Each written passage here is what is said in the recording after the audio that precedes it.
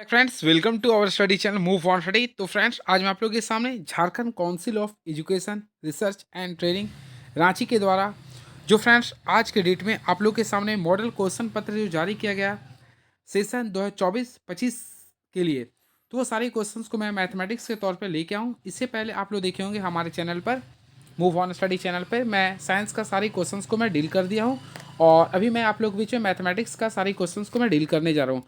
तो फ्रेंड्स, अगर आप लोग हमारे चैनल में नए आए या फर्स्ट टाइम आए तो प्लीज़ हमारे चैनल को सबसे पहले सब्सक्राइब कर लीजिए और बेल आइकन को दबा दीजिए ताकि आप लोग के लिए हमेशा फ्रूटफुल हो जाए।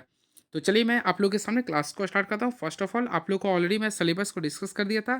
टोटल इसमें 52 क्वेश्चन आएंगे, जिसमें आप लोग को 30 क्वेश्चन जो होता है ऑब्जेक्टिव बेस्ड क्वेश्चन होंगे, और 31 से लेकर 38 तक क्वेश्चन जो होगा वो आप लोग का 2 मार्क्स का क्वेश्चन होगा, जिसमें आप लोग को 6 क्वेश्चन को जवाब देना है। फिर 39 से 46 तक भी 6 क्वेश्चन होंगे, जिसमें आप लोग को 6 प्रश्नों का उत्तर देना है और भी 3 मार्क्स का होगा। तो ये सारे आप लोगों को रूल्स एंड रेगुलेशन होते हैं। तो चलिए स्टार्ट करता हूँ। First of all, question is now section number A. तो पहला देखते हैं क्वेश्चन क्या लिख रहा। देखिए, पहला शून्यंक का लिख रहा। तो पहला क्वेश्चन लिख रहा पी एक्स का वैल्यू लिख रहा।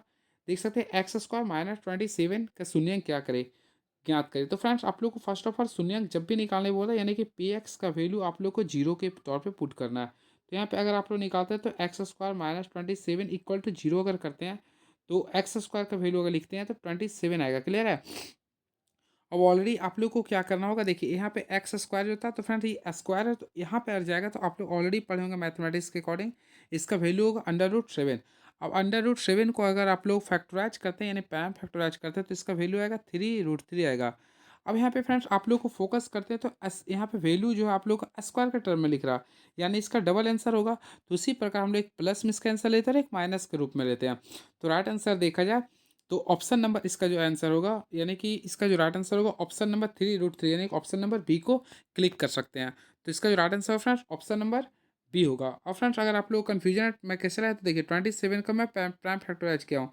3 का टेबल ये 9 टाइम्स आता है, फिर आप लोग 3 का टेबल में ये ऑलरेडी आप लोग पढ़े होंगे। प्राइम फैक्टराइज अगर करते हैं तो डबल टाइम्स अगर कोई आता है तो उसमें लोग बाहर कर देता है, जो बच जाता है उसे अंडर रूट देता है। क्यों? क्योंकि आप लोग का स्क्वायर के रूप में लिखा जाता है। क्लियर है।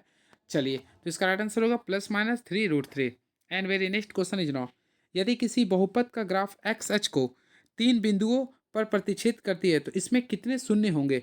तो मैं आप लोग को बताना चाहता हूँ। फर्स्ट ऑफ ऑल देखिए, क्वेश्चन का लेवल काफ़ी तगड़ा दे रहा है। मैं मैथ का भी साइंस का भी क्वेश्चन देखा था। देखिए, आप लोग को सबसे पहले आप लोग को ऑलरेडी फ्रेंड्स आप लोग को पता होगा एक्स होता है, ये एक्स डैश होता है, ये फ्रेंड्स आप लोग को वाई होता है, तो इससे क्या बोलते हैं वाई डैश। क्वेश्चन पूछ रहा एक्स एच को 3 बिंदुओं पर प्रतिच्छेद करता है। तो चलिए मैं 3 बिंदु पर प्रतिच्छेद करता हूँ। देखिए 1 2 3, ये हो गया ना। तो इसमें कितने शून्यक हो गए, तो फ्रेंड्स ऑलरेडी आप लोग को ऑलरेडी पता होगा। देखिए शून्यक निकालना, यानी 1 हो चुका है, ये 2 हो चुका है और ये 3।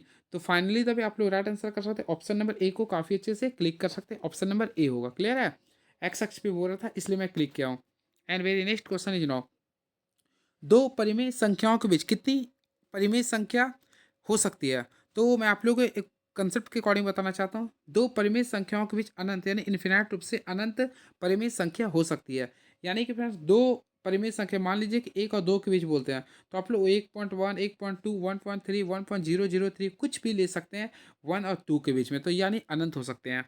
And next question is now, दो क्रमिक सम संख्याओं का एचसीएफ क्या होगा। तो फर्स्ट ऑफ ऑल आप लोग यहाँ फोकस करते हैं दो कम सॉरी क्रमिक यानी कंसेक्यूटिव इवेंट्स नंबर के बारे में बोला। तो चलिए मैं आप लोगों को सामने सबसे पहले बताता हूँ दो क्रमिक सम संख्या का एचसीएफ। तो फ्रेंड सबसे पहले मैं सम संख्या लेता हूँ 2 ले लेता हूँ और सेकेंड लेता हूँ 4। अगर आप लोग इसे अगर इसका एचसीएफ निकालते हैं तो देखिए आप लोग सिंपल वे में 2 का 2 और 1 कीजिए, 4 का क्या कीजिए 2 एंड 2 कीजिएगा। तो ऑलरेडी देख रहे हैं इसका क्या आ रहा 2 आ रहा, इसका एचसीएफ भी क्या होगा 2 आएगा। यानी कि राइट आंसर होगा ऑप्शन नंबर बी को आप लोग काफ़ी अच्छे से क्लिक कर सकते हैं। And very next question is now, दो चरों एक्स वाई में रैखिक समीकरण A X plus B Y plus C बराबर 0 के कितने अधिकतम हल संभव है। काफ़ी अच्छा क्वेश्चन है ये। तो फ्रेंड्स मैं आप लोग को हमेशा बताया था जब भी रैखिक सम के अधिकतम हल की बात करता है तो आप हमेशा आप लोग को कमेंट बॉक्स में लिखना पड़ेगा अनगिनत यानी इन्फिनाइट होता है। तो ऑप्शन नंबर सी को काफ़ी अच्छे से क्लिक कर सकते हैं। एंड नेक्स्ट क्वेश्चन, असंगत समीकरण युग्म निरूपित कैसी रेखाएं होता है। फर्स्ट ऑफ ऑल फ्रेंड्स आप लोग को मैं कंसेप्ट बताया था, अगर आप लोग हमसे क्लास किए होंगे तो असंगत देखिए असंगत के लिए दो कंडीशन होता है। फर्स्ट ऑफ ऑल आप लोग को बताना चाहता हूँ, एक होता है प्रतिच्छेद। देखिए एक होता है आप लोग का प्रतिच्छेद होती है, और इसके साथ साथ एक जो होता है वह संपाती होता है। ये आप लोग को लिखना पड़ेगा। असंगत में ये होते हैं, क्लियर है। और संगत की बात करते हैं तो संगत में जो आप लोग का होता है वह समांतर होती है। तो ऑप्शन के अकॉर्डिंग अगर देखा है तो राइट आंसर जो होगा, ओ सॉरी सॉरी मुझसे मिस्टेक हो गया, सॉरी फ्रेंड्स, आप लोगों को मुझसे मिस्टेक हो गया। ये जो आप लोग का होता है संगत के लिए होता है, मुझसे मिस्टेक हो गया। ये आप लोग का संगत के लिए होता है, प्रतिच्छेद और असंपाती होता है। वही बात करते हैं असंगत का, तो फ्रेंड्स मैं आप लोग को बताना चाहता हूँ असंगत के लिए अगर बात करते हैं तो इसमें आप लोगों का केवल समांतर आता है। क्या आता है? ये समांतर आता है। तो ऑप्शन के अकॉर्डिंग देखा है तो राइट आंसर होगा ऑप्शन नंबर बी होगा। क्या होगा? ऑप्शन नंबर बी होगा। क्लियर है। फिर से मैं बताना चाहता हूँ फ्रेंड्स, देखिए मुझसे मिस्टेक हो गया था। देखिए असंगत के लिए बोले तो आप लोग का होगा समांतर होगा। ऑलरेडी आप लोग को पता समांतर का ये इक्वेशंस होता है। क्लियर है। ये आप लोग का होता है, यानी इसका इक्वेशन लिखना चाहते तो a1/a2 equal to b1/b2 is not equal to c1/c2। ये होता है आप लोग का इक्वेशन पढ़े होंगे। क्लियर है। और वही प्रतिच्छेद और संपाति की बात करते हैं तो ये संगत समीकरण का इक्वेशंस होता है। Next question, x square minus 3x+2 बराबर 0 का मूल क्या है? तो फ्रेंड्स आप लोग फोकस कीजिए, तो आप लोग को यहाँ पे बोल रहा है एक मूल क्या है, आप लोग को केवल एक ही मूल निकालना है। तो आप लोग को अगर ऐसा क्वेश्चन आता है, अगर आप लोग को कन्फ्यूजन होता है तो आप लोग क्या कीजिए, ऑप्शन पुट करके देख लीजिएगा।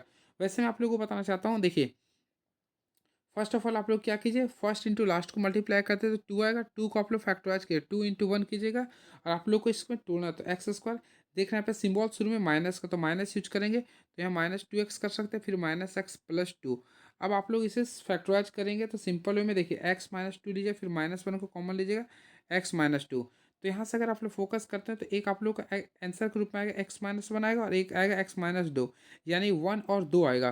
तो 1 और 2, तो फ्रेंड्स अगर आप लोग फोकस करते तो ऑप्शन नंबर सी को क्लिक कर सकते हैं, क्योंकि 1 ऑप्शन में नहीं था। तो इस टाइप से आप लोग काफ़ी अच्छे से कर सकते हैं। और अगर एग्जाम हॉल में कन्फ्यूजन होता है तो आप लोग क्या करिए, ऑप्शन जो आया आप लोग पुट करके देख लीजिए। अगर 0 बराबर आ जाता है तो सही है। तो देखिए 2 को मैं पुट करता हूँ इसमें, एक्स स्क्वायर यानी 2 का स्क्वायर करूँगा 4 आएगा, फिर -3 एक्स का पे 2 पुट कर दिया +2। अब फ्रेंड सॉल्व कीजिए, 4 -3 2 जा 6 +2। अब देखिए 4 है माइनस माइनस प्लस माइनस, यानी 4 गया, कितना गया 0। तो option number C is the right answer. And next question, दो लगातार विषम धनात्मक पूर्णांक ज्ञात कीजिए जिसके वर्गों का योग 290 है।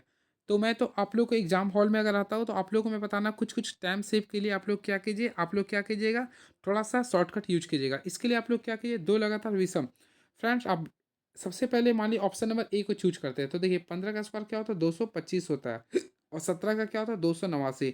दोनों को सम कीजिएगा तो कभी भी आप लोग का 290 नहीं आएगा। तो ये तो आप लोग का गलत हो गया। तो ऑप्शन नंबर हम लोग बी चलते हैं।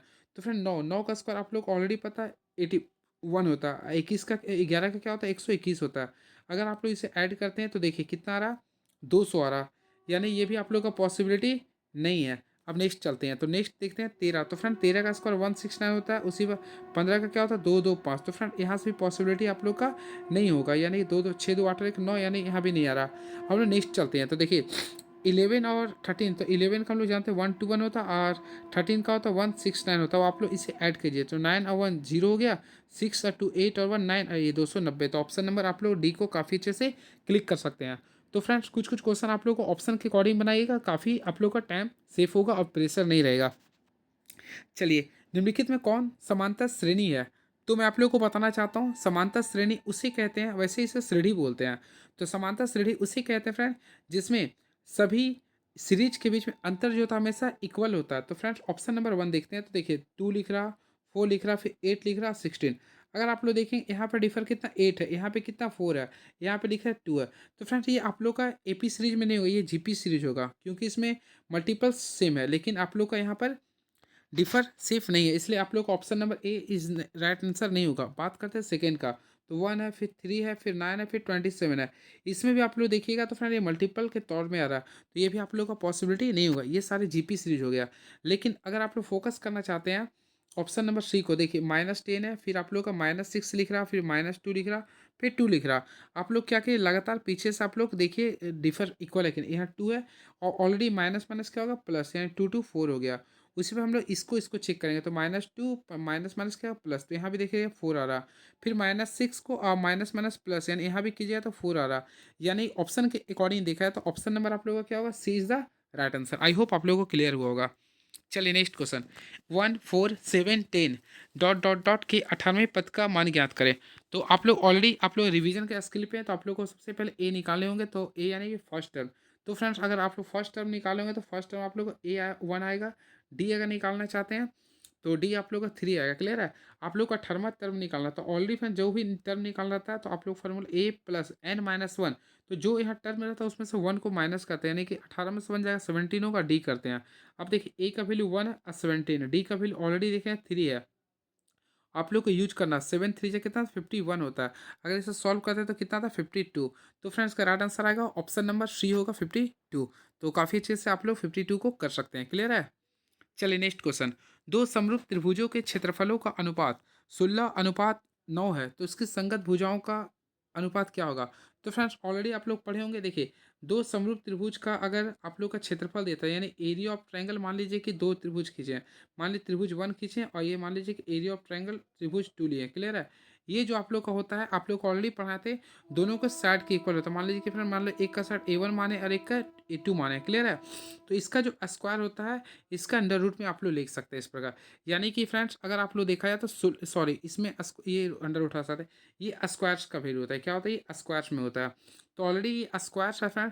तो आप लोग क्या कीजिए, यानी कि 16 और 9 किसका स्क्वायर है? तो ऑलरेडी पता आप लोग का स्क्वायर रूट हो जाएगा, 16 हो जाएगा, 4 का हो जाएगा और 9 हो जाएगा 3 का। तो 4:3 इसका ऑप्शन के अकॉर्डिंग हो जाएगा। तो अगर आप लोग फोकस करते हैं तो ऑप्शन नंबर आप लोग का C is the right answer. Clear है? चलिए नेक्स्ट क्वेश्चन। समचतुर्भुज के विकर्ण 4 सेंटीमीटर और 8 सेंटीमीटर, तो प्रत्येक भुजा की लंबाई क्या होगी? तो फ्रेंड्स आप लोग काफ़ी अच्छे से कर सकते हैं। सबसे पहले सम यानी होता है जिसकी सम यानी बराबर, चतुर्भुज यानी 4 साइड, यानी जिसके चारों भुजा बराबर होते हैं सब लोग होते हैं समचतुर्भुज। ऑलरेडी फ्रेंड्स आप लोग को पता होगा रोम्बस में, आप लोग को ऑलरेडी पता होगा इसमें 2 डायगोनल होते हैं और ये प्रत्येक 90 डिग्री को बाइसेक्ट करते हैं। तो एक एक लिख रहा है आप लोग का 6 सेंटीमीटर, एक लिख रहा है 8 सेंटीमीटर। तो ये बाइसेक्ट करते हैं, यानी कि फ्रेंड्स एक हो जाएगा 3 3 हो जाएगा और एक देखा है तो 4 4 होगा। तो आप लोग क्या कीजिए, देखिए एक को अगर तोड़ते हैं तो आप लोग इस टाइप से कीजिए। देखिए 4 आ गया, ये 3 आ गया, ऑलरेडी ये 90 डिग्री था। तो फ्रेंड्स आप लोग ऑलरेडी ये ट्रिपलेट का यूज करके यहाँ पे क्या कर सकते हैं 5 ला सकते हैं। क्लियर है? तो प्रत्येक भुजा की लंबाई क्या होगा 5 सेंटीमीटर हो गया। तो आप लोग ऑप्शन नंबर ए की सॉरी सी की ओर जा सकते हैं 5 सेंटीमीटर। आई होप आप लोग ये शॉर्टकट लगा होगा। लेकिन आप लोग फार्मूला बेस्ड बनाना चाहते हैं तो देखिए इसका फार्मूला होता है, अगर आप लोग का लंबाई निकालना था 4a² इक्वल टू लिख सकते हैं D1 का स्क्वायर प्लस D2 का स्क्वायर, ये आप लोग का फार्मूला होता है। तो देखिए आप लोग को ए का वैल्यू निकालना है, A4 60 होता है, तो डी का वैल्यू 6, तो 6 का स्क्वायर 36 हो गया और D2 लिख रहा है 8, तो 8 का स्क्वायर होता है 64 होता है। अब फ्रेंड्स यहाँ से सॉल्व करना चाहते हैं तो 4a² का वैल्यू होगा 36 और 64, यानी कि हो गया आप लोग का 100 हो गया। अब क्या कीजिए 4 का टेबल में 100 को कैंसिल करते हैं तो 25 टाइम्स आता है। अब फ्रेंड्स आप लोग को देख रहे हैं A² का वैल्यू क्या लिख रहा है 25 लिख रहा था। देखिए A² का वैल्यू 25 लिख रहा था। तो फ्रेंड्स आप लोग को क्या करना, स्क्वायर को अंडर रूट करते हैं तो यहाँ पे क्या होगा, ये 25 आएगा। 25 का क्या होता है 5 होता है। तो ऑलरेडी इसका राइट आंसर होगा 5 सेंटीमीटर। तो दोनों तरीका से मैं आप लोग को बता चुका हूँ, तो काफ़ी जो अच्छा लगा यूज कर सकते हैं। Next question. दो अक्षों के प्रतिच्छेद बिंदु को क्या कहते हैं? तो काफ़ी तगड़ा क्वेश्चन है ये। तो फ्रेंड्स मैं आप लोग को बताना चाहता हूँ, दो अक्षों के प्रतिच्छेद बिंदु को हम लोग क्या बोलते हैं, ये तो इससे मूल बिंदु कहते हैं। क्या बोलते हैं? मूल बिंदु। तो option number B is the right answer. Y H से 5 इकाई युग्म और एक्स एच से एक बिंदु पी है, तो पी का निर्देशांक ज्ञात करना। तो मैं आप लोग को बताना चाहता हूँ फ्रेंड्स, अगर आप लोग फोकस करना चाहते हैं, देखिए एक्स अक्ष पर एक बिंदु पी है, तो देखिए वाई एच से 5 इकाई दूर है। तो आप लोग को देखिए, आप लोग को सबसे पहले निर्देशांक बनाना है। तो वाई एच से देखिए आप लोग को ऑलरेडी पता है, ये आप लोग का एक्स है और ये क्या होगा फ्रेंड्स एक्स डैश होगा। क्लियर है? उसी प्रकार ये अगर आप लोग वाई लिखते हैं तो ये क्या होगा आप लोग का वाई डैश होगा। क्लियर है? वाई एच से 5 इकाई युग्म है, तो देखिए वाई अच्छा है, इससे 5 इकाई युग्म आप लोग को दूरी के बेसिस पे आप लोग को लेना है। यानी कि मान लीजिए मैं यहाँ पे ले आऊँ। क्लियर है? और एक्स सच पे पी है, तो यानी यहाँ पे तो यानी कि 5 और 0 आएगा, यानी option number A is the आप लोग का राइट आंसर होगा। काफ़ी कॉम्प्लिकेटेड क्वेश्चन मैं बोलूँगा क्लास 10th के स्तर के लिए। चलिए नेक्स्ट क्वेश्चन। यदि साइन ए बराबर 3/4 है तो कौशिक ए क्या होगा? तो ऑलरेडी फ्रेंड्स अगर आप लोग पढ़े होंगे काफ़ी अच्छे से, तो देखिए साइन ए जो होता है ऑलरेडी आप लोग को पता है 1/cos ए होता है। यानी कि अगर आप लोग का मैं बताना चाहता हूँ, अगर कॉस साइन ए का वैल्यू 3/4 है तो कॉस ए के निकालने के लिए आप लोग इसका इन्वर्स कर दे, यानी कि 4/3 हो जाएगा। तो ऑप्शन के अकॉर्डिंग अगर देखा जाए तो 4/3 ऑप्शन नंबर 1 में लिख रहा। तो काफ़ी अच्छे से आप लोग ऑप्शन नंबर ए को क्लिक कर सकते हैं, यानी कि 15 का option number A is the right answer होगा। चलिए नेक्स्ट क्वेश्चन देखते हैं क्या लिख रहा है ये। सेक ए plus ten A bracket 1 minus sine A बराबर है। तो फ्रेंड्स आप लोग को सॉल्व करने के लिए मैं बता रहा हूँ, सेक ए को आप लोग क्या लिख सकते हैं 1/cos ए, काफ़ी अच्छे से लिख सकते हैं, काफ़ी मोहब्बत से लिख सकते हैं। और tan a को क्या लिख सकते हैं, तो sin a by cos a लिख सकते हैं, काफ़ी अच्छे से लिख सकते हैं। तो sin a by cos a से काफ़ी अच्छे से लिख सकते हैं। क्लियर है? अब बात करना चाहते हैं फ्रेंड, यहाँ पे अगर फोकस करना चाहते हैं 1 माइनस sin a, तो मैं इसे काफ़ी अच्छे से मैं रहने दिया हूँ। क्लियर है? अब देखिए cos a का हम लोग एलसीएम लेंगे तो ऑलरेडी cos a ही आएगा। अब यहाँ पे जाइएगा तो 1 प्लस sin a होगा। आई होप आप लोग को क्लियर हुआ होगा। अब हम लोग क्या करते हैं, देखिए 1 यहाँ पे देख सकते हैं 1 माइनस sin a था। क्लियर है? अब फोकस कीजिएगा तो देखिए ये अगर आप लोग फोकस कीजिए थोड़ा सा, मैं देखिए समझा रहा हूँ। ये देखिए ये मान लीजिए a प्लस बी हो गया और ये मान लीजिए a माइनस बी हो गया। तो फ्रेंड्स a प्लस बी और a माइनस बी का फॉर्मूला पे आ गया 1 प्लस साइन ए और 1 माइनस साइन ए। तो ऑलरेडी पता है ए स्क्वायर माइनस बी स्क्वायर होता है। तो 1 को 1 से गुना करेंगे तो 1 स्क्वायर होगा, साइन को साइन से गुना करेंगे साइन स्क्वायर होगा, यानी 1 माइनस साइन स्क्वायर होगा। क्लियर है? तो फ्रेंड 1 माइनस साइन स्क्वायर हो गया बाय ऑलरेडी नीचे क्या था कॉस ए। तो फ्रेंड्स आप लोग को ऑलरेडी पता है 1 minus sine square equal to क्या होता है, कॉस स्क्वायर होता है। कॉस स्क्वायर हो गया और डिनोमिनेटर में क्या था, कॉस ए था। अब आप लोग इसे कैंसिल कीजिए। तो सिंपल वे में मैं क्या करता हूँ, देखिए सिंपल वे में आप लोग समझिएगा। देखिए ये कॉसे से एक कैंसिल कर दिए तो ऑलरेडी आप लोग के बीच में क्या बचा, केवल कॉसे बचा। तो option number B is the right answer. तो काफ़ी अच्छे से क्लिक कर सकते थे इसे। नेक्स्ट क्वेश्चन, टेन ए बराबर रूट थ्री है तो ए का मान क्या होगा। तो चलिए मैं इसे बताना चाहता हूँ। फर्स्ट ऑफ ऑल देखिए टेन ए, तो यानी कि टेन ए का वैल्यू अगर देखना चाहते हैं तो आप लोग यहाँ पे लिखा है रूट थ्री। तो फ्रेंड्स आप लोग क्या कीजिएगा, टेन ए है बिल्कुल है, तो देखिए मोहब्बत से पढ़ी से काफ़ी इजी क्वेश्चन है ये। तो हम लोग क्या करेंगे, टेन ए कर दिए। क्लियर है? तो हम लोग ऑलरेडी जानते हैं टेन रूट थ्री जो वैल्यू होता है टेन सिक्सटी का होता है, तो हम लोग 60 डिग्री कर दिए। अब देखिए टेन टेन को मैं कैंसिल कर दिया तो ऑलरेडी देखिए ए का वैल्यू क्या आ गया, 60 डिग्री। तो इसका राइट आंसर हो गया 60 डिग्री। तो फ्रेंड्स ऑप्शन नंबर जो होगा right answer, option number B को काफ़ी अच्छे से कर सकते हैं इसे। एंड नेक्स्ट क्वेश्चन, देखिए जब किसी सीधे खड़े खंबे की छाया उसकी ऊंचाई बराबर हो तो सूर्य का उन्नयन कोण का मान क्या होगा। तो मैं आप लोगों को एक ट्रिक सिखाया था, अगर आप लोग हमसे क्लास किए होंगे तो देखिए मैं आप लोगों को कंसेप्ट बताया था। देखिए ये आप लोग का सबसे पहले जब भी हाइट एंड डिस्टेंस का क्वेश्चन बनाते हैं तो राइट एंगल ट्रायंगल का यूज करते हैं। अब देखिए राइट एंगल ट्रायंगल एक एंगल 90 होता है, बाकी दोनों का जो सम होता है वो आप लोग का 90 के इक्वल होता है। तो फ्रेंड्स यहाँ पे अगर फोकस करें, देखिए छाया और ऊंचाई दोनों के आपस में बराबर है। तो जब भी बराबर का कंडीशन आता है तो फ्रेंड्स मैं आप लोगों को बताया दोनों को एंगल को क्या लेते हैं, 45 लेते हैं। तो राइट आंसर क्या होगा, 45 डिग्री होगा। क्लियर है? चलिए अब लिख रहा है अर्धवृत्त का कोण कितने डिग्री का होता है। तो काफ़ी अच्छा क्वेश्चन है ये। तो फ्रेंड्स मैं आप लोगों को बताना चाहता हूँ, देखिए आप लोग हमसे पढ़े होंगे तो इस टाइप से मैं बताया था आप लोग को। तो अर्धवृत्त का कोण हमेशा जो बनता है वो 90 डिग्री बनता है। क्या बनता है ये, 90 डिग्री। तो 19 का जो राइट आंसर होगा ऑप्शन नंबर डी को काफ़ी अच्छे से कर सकते हैं इसे। एंड नेक्स्ट क्वेश्चन, यदि दो वृत्तों के केंद्रों की मध्य दूरी उसकी त्रिज्याओं के योग के तुल्य हो तो उसको उभयनिष्ठ स्पर्श रेखाओं की संख्या क्या होगी। तो मैं आप लोगों को बताना चाहता हूँ, सबसे पहले क्वेश्चन देखिए, यदि दो वृत्तों के केंद्र के, तो फ्रेंड देखिए एक वृत्त में यहाँ खींचाऊँ और एक, यदि दो वृत्तों के केंद्रों के मध्य दूरी उसकी त्रिज्याओं के योग के तुल्य हो तो उसमें उभयनिष्ठ स्पर्श रेखा की संख्या क्या होगी। तो फ्रेंड्स देखिए इस टाइप से आप लोगों को करना है। तो अगर स्पर्श रेखा अगर आप लोग देखिएगा तो सिंपल वे में देखिए इसमें तीन आएगा, एक हो गया, दो हो गया, एक यहाँ से ले सकते हैं, यानी कि टोटल अगर देखा जाए तो राइट आंसर थ्री होगा। तो ऑप्शन नंबर थ्री को आप लोग कर सकते हैं, यानी कि 20 का जो ऑप्शन नंबर होगा थ्री होगा। क्लियर है? चलिए नेक्स्ट क्वेश्चन, वृत्त के केंद्र से समदूरस्थ जीवाएं आपस में क्या होती है। तो मैं आप लोगों को बताना चाहता हूँ वृत्त के केंद्र से, देखिए यहाँ पे फोकस करना पड़ेगा, यहाँ पे क्या लिखा समदूरस्थ। तो समदूरस्थ का अर्थ होता है सम, यानी होता है बराबर। ठीक है? तो समदूरस्थ का अर्थ ही होता है बराबर, तो यानी क्या होगा, समान होगा। तो right answer option number A को काफी अच्छे से क्लिक कर सकते हैं। क्लियर है? चलिए अब नेक्स्ट क्वेश्चन क्या लिख रहा है, दो गोले के आयतन का अनुपात 8:27 है तो उसके पृष्ठीय क्षेत्रफल का अनुपात क्या होगा। फर्स्ट ऑफ ऑल आप लोग को गोले का आयतन का फॉर्मूला ऑलरेडी आप लोग को पढ़े होंगे, 4/3 पाई आर क्यू होता है। तो फ्रेंड इसी के बेसिस पे मैं इसे फोर, देखिए यहाँ पे भी लिख दिया 4/3 पाई आर क्यू, इसे सेकेंड में लेता हूँ, ये आप लोग का कैंसिल हो गया। अब देखिए यहाँ पे फ्रेंड्स क्यूब रूट निकालना है, तो ऑलरेडी आप लोग को पता हो 8 किसका क्यूब रूट होता है। तो फ्रेंड्स हम लोग को पता, देखिए ये क्यूब रूट के रूप में लिखना है, यानी क्यूब रूट के रूप में लिख रहा हूँ। ऑलरेडी आप लोग पढ़े होंगे 8 जो होता हुआ दो का होता है, किसका होता है, ये दो का। और 27 जो होता हुआ तीन का होता है। क्लियर है? तो आप लोग का इसका आ चुका है, यानी रेडियस आ गया 2 और 3 आ चुका है। लेकिन आप लोग को निकालना पृष्ठीय क्षेत्रफल, तो फ्रेंड इसका पृष्ठीय क्षेत्रफल लिख सकते हैं 4 पाई r1 का स्क्वायर, और सेकेंड के लिए अगर कर रहे हैं तो 4 पाई r2 का स्क्वायर करेंगे। क्लियर है? 4 पाई मैं कैंसिल कर दी R1, तो R का वैल्यू दो था तो दो का स्क्वायर 4 हो गया। उसी प्रकार R2 का वैल्यू 3 था तो 3 का स्क्वायर क्या होगा, 9। तो 4:9 इज द राइट आंसर। तो ऑप्शन के रिगार्डिंग अगर देखा तो राइट आंसर होगा 4:9। तो ऑप्शन नंबर डी को आप लोग काफ़ी मोहब्बत से क्लिक कर सकते हैं। चलिए नेक्स्ट क्वेश्चन, तो चलिए नेक्स्ट क्वेश्चन हम लोग देखते हैं 22 के बाद क्या आ चुका है। तो पृष्ठीय क्षेत्रफल, तो क्वेश्चन नंबर हम लोग देखना चाहते हैं 23 क्या लिख रहा है, किसी गोले का वक्र पृष्ठीय क्षेत्रफल 144 पाई वर्ग सेंटीमीटर है, तो इसकी त्रिज्या क्या होगी? फ्रेंड्स, आप लोग को सबसे पहले गोले का वक्र पृष्ठीय क्षेत्रफल का फॉर्मूला आप लोग को नोट करना पड़ेगा। तो हम लोग जानते हैं काफ़ी क्या होता है, 4 पाई r स्क्वायर। तो मैं लिख दिया 4 पाई r स्क्वायर। इसका वैल्यू अगर फोकस करना चाहते हैं तो 144 पाई लिख रहा। हम क्या करना चाहते हैं, पाई पाई को कैंसिल कर दिए। अब 4 का टेबल में 144 कितना टाइम्स आता है, तो ये देखिए 3 हो गया, और ये 36 टाइम्स आ रहा है, यानी आर स्क्वायर का वैल्यू आ रहा है आपको 36। यानी अगर आर का वैल्यू निकालिएगा तो कितना आ जाएगा, 6 सेंटीमीटर। ऑलरेडी फ्रेंड्स आप लोगों को क्या निकालना था, त्रिज्या। तो यहाँ पे ऑप्शन नंबर ए को काफ़ी मोहब्बत से क्लिक कर सकते हैं, यानी ऑप्शन नंबर ए हो गया। चलिए नेक्स्ट क्वेश्चन। एक सिक्के को उछालने पर चित आने की प्रायिकता क्या होगा? तो फ्रेंड सबसे पहले आप लोग अगर एक सिक्के को उछालते हैं तो टोटल जो सैंपल स्पेस होता है, यानी कि सैंपल स्पेस जो होता है आप लोग का हेड एंड टेल होता है, क्लियर है? तो ये आप लोग का नंबर ऑफ एस, यानी कि नंबर ऑफ सैंपल स्पेस का वैल्यू कितना हो गया, 2 आ गया। आप लोग को बोल रहा इवेंट्स, यानी इवेंट्स के तौर पे आप लोग को बोल रहा, क्या बोल रहा, चित आने का। तो ऑलरेडी फ्रेंड्स अगर आप लोग चित यानी कि हेड का लिख रहे हैं तो हेड एक ही बार आ रहा।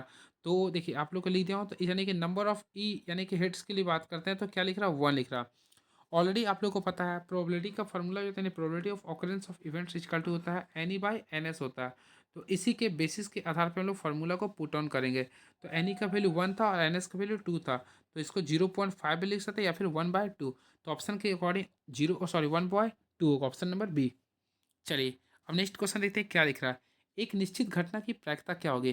फर्स्ट ऑफ ऑल फ्रेंड्स आप लोगों को मैं बताना चाहता हूँ, किसी भी प्रायिकता का जो वैल्यू होता है, देखिए मैं ले देता हूँ, probability of occurrence equal to होता है, देखिए ये आप लोग का 0 और 1 के बीच में होता है, यानी 0 और 1 के बीच में होता है, क्लियर है? और अगर आप लोग का इसमें 2 होता है, देखिए इसमें अगर निश्चित की बात करते हैं यानी श्योर की बात करते हैं, तो श्योर में जब भी बोलेगा तो 1 बोलते हैं, क्या बोलते हैं फ्रेंड्स, 1 बोलते हैं, क्लियर है? और अनश्योर बोलेगा तो आप लोग को 0 लेना होता है। तो यहाँ पे श्योर बोल रहा था, इसलिए प्रोबेबिलिटी क्या होगा, डी, ऑप्शन नंबर डी। एक पासा को उछाला जाता है तो सम संख्या आने की प्रायिकता क्या होगी? फर्स्ट ऑफ फ्रेंड्स अगर आप लोग एक डाइस को उछालते हैं तो इसमें क्या क्या आ सकते हैं, 1 2 3 4 5 एंड 6 आ सकता है, क्लियर है? इसी के बेसिस पर नंबर ऑफ एस अगर निकालते हैं तो टोटल की संख्या कितना है, 6 है। अगर आप लोग फोकस करें सम संख्या का, तो हम लोग क्या करते हैं, सम संख्या को अगर काउंट करते हैं, देखिए 1 2 एंड 3, यानी नंबर ऑफ ई इवेंट्स अगर हम लोग देखना चाहते हैं फ्रेंड कितना आ रहा, 3 आ रहा। अब प्रोबेबिलिटी के लिए क्या करें, 3/6 कर दे, यानी कि 1/2 इसका भी राइट आंसर होगा। यानी कि ऑप्शन के अकॉर्डिंग देखा जाए तो इसका राइट आंसर होगा 1/2, option number A. And very next question is now. Friends ये क्वेश्चन काफ़ी तगड़ा है, ये काफ़ी अच्छा है ये। 27, यदि x+2 3x और 4x+1 समांतर श्रेणी में हो तो x का मान क्या होगा? तो मैं आप लोगों को बताना चाहता हूँ, जब भी स्टेप्स का क्वेश्चन आता है तो इसके लिए मैं आप लोगों को बताना चाहता हूँ, देखिए क्या कीजिएगा। मान लीजिए मैं ए है, ये मान लीजिए बी है, ये सी है। तो समांतर श्रेणी में जब भी स्टेप्स आता है मैं एक ट्रिक सिखाता हूँ, आप लोग क्या कीजिए, फार्मूला होता है टू बी कर दीजिए, यानी कि जो सेकेंड वाला पल होता है मिडिल वाला उसको दुगना कर दीजिएगा और फर्स्ट और लास्ट को ऐड कर दीजिए, यानी two B equal to A plus C. यानी कि 3x को आप 2 से मल्टीप्लाई किए तो क्या होगा, 6x आएगा, और आप लोग इसको ऐड करिए। तो देखिए x+2 और देखिए x+2 और 4x+1 को ऐड करेंगे तो फ्रेंड 4x और x क्या होगा, 5x हो गया। उसी प्रकार 2+1 यानी 3 होगा, और आप लोग को सॉल्व करना है, यानी 6x में से 5x जाए तो केवल x बचेगा, तो x का वैल्यू क्या बचेगा, 3। तो ऑलरेडी इसका right answer option number C को काफ़ी अच्छे से क्लिक कर सकते हैं, यानी ऑप्शन नंबर इसका 3 होगा आंसर, क्लियर है? तो option number 3 is the right answer. And very next question is now, यदि 6 8 9 x और 13 का माध्य 10 है तो x का मान ज्ञात करना। फर्स्ट ऑफ ऑल फ्रेंड्स आप लोग को क्या करना है, माध्य का फॉर्मूला ऑलरेडी आप लोग पढ़े होंगे, सिग्मा एफ एक्स बटा सिग्मा एफ होता है। लेकिन मैं आप लोग को बताना चाहता हूँ, आप लोग सभी का सम कीजिए, 6 + 8 + 9 प्लस क्या है, ये एक्स है, +13। अब ऑलरेडी टोटल संख्या को काउंट करेंगे, 1 2 3 4 5, 5 से डिवाइड करेंगे इक्वल टू 10 लिख रहा।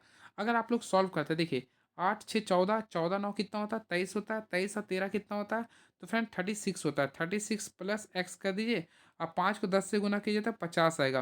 तो ऑलरेडी यहाँ से अगर x का वैल्यू निकालते हैं तो 50 में से 36 जाएगा तो कितना बचेगा, 14। तो राइट आंसर आएगा ऑप्शन नंबर सी आएगा, यानी कि right answer option number C, यानी 14 को काफ़ी अच्छे से क्लिक कर सकते हैं। चलिए नेक्स्ट क्वेश्चन।